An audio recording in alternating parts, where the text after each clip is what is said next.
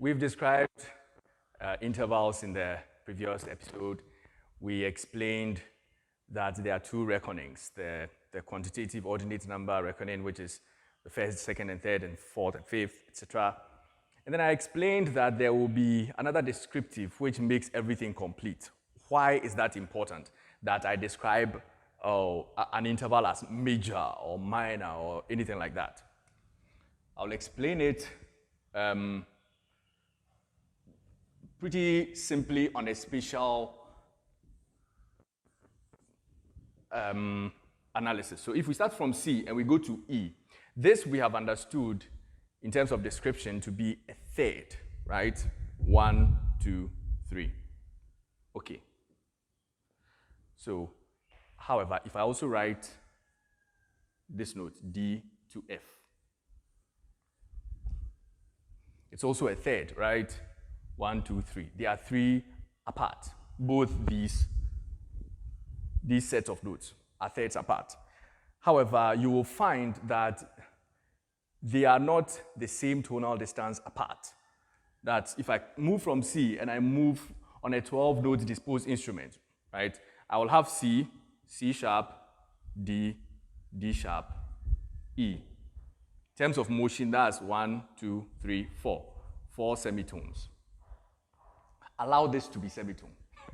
4 semitones. If I move from D, that's D, D sharp, E, F, right? There is no semitone, a physical semitone note between E and F on the keyboard. So if you're a keyboardist here, you know this. 1, 2, 3. These are 3 semitones apart. Obviously, these two are not the same. That is why it's important. So they are thirds. It's a third. It's also a third. But it's not, the thirds are not exactly the same. What's the difference? That's where the descriptive comes in. There is something called a major. So we'll add the interval after that. So if, in this case, that would be a major third, right? And then we have minor. There's also perfect. You know what, let me write the perfect first because, you know, it deserves it.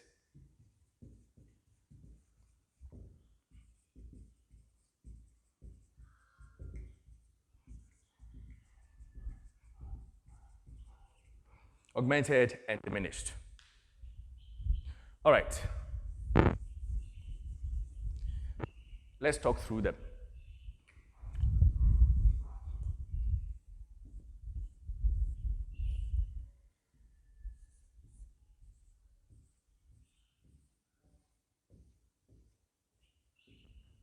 On the C major scale, the interval of the first, the fourth, well, let me just make this.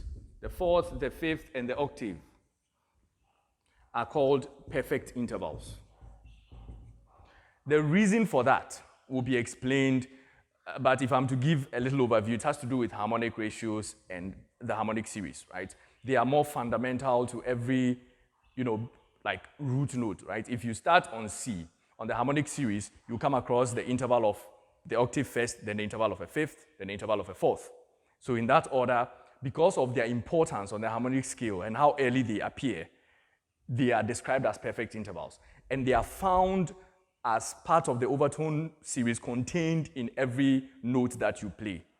We'll have a separate discussion on this at a later time. I'm sure it may not come across cleanly to you. But this is the fourth, the fifth, and the octave. They are called perfect intervals. The rest of the intervals in the major scale, right, are all major intervals. That means, so this from here to here is a perfect. From here to here is a perfect. The rest are majors. That means the second is a major second, a major third, a major sixth, and a major seventh. This is from C to D. This is from C to E, C to A, C to B. Right? These ones. If I take a major interval and I collapse the interval by a chromatic semitone, that creates a minor interval. That means if I take, say, let me start from F.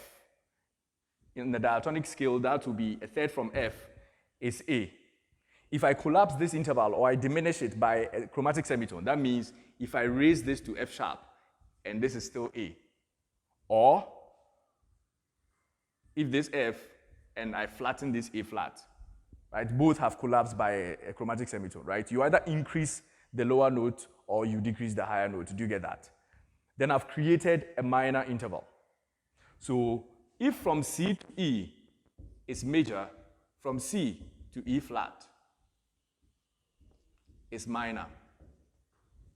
Do you get that? So as a matter of description, rule, a major interval, when it's shrunk by a chromatic semitone, it becomes a minor interval.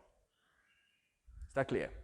Now, while we are still at shrinking, if I take a perfect interval, say the fifth, the fourth, and I shrink it by a chromatic semitone, I get a diminished interval. That means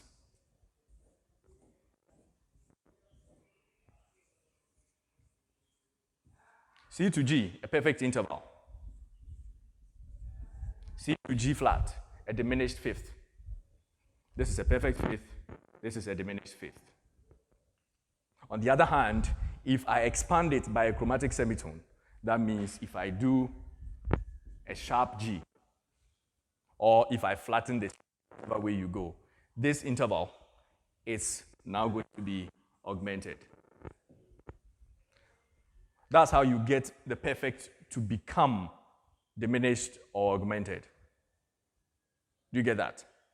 So, also, if I take a minor interval, for example, if I go from C, use this again. If I go from C to B, this is a major seventh, right? Now, if I flatten the B, that creates a minor seventh. If I flatten it again, that creates what we call the double flat. Then now you get a diminished seventh. So when you collapse a minor interval, again, by another semitone, then you get a diminished interval. Also, when you get a major interval, like a sixth, C to A, and you expand it by a chromatic semitone. Oh, I'm sorry, that's not an A, that's a C.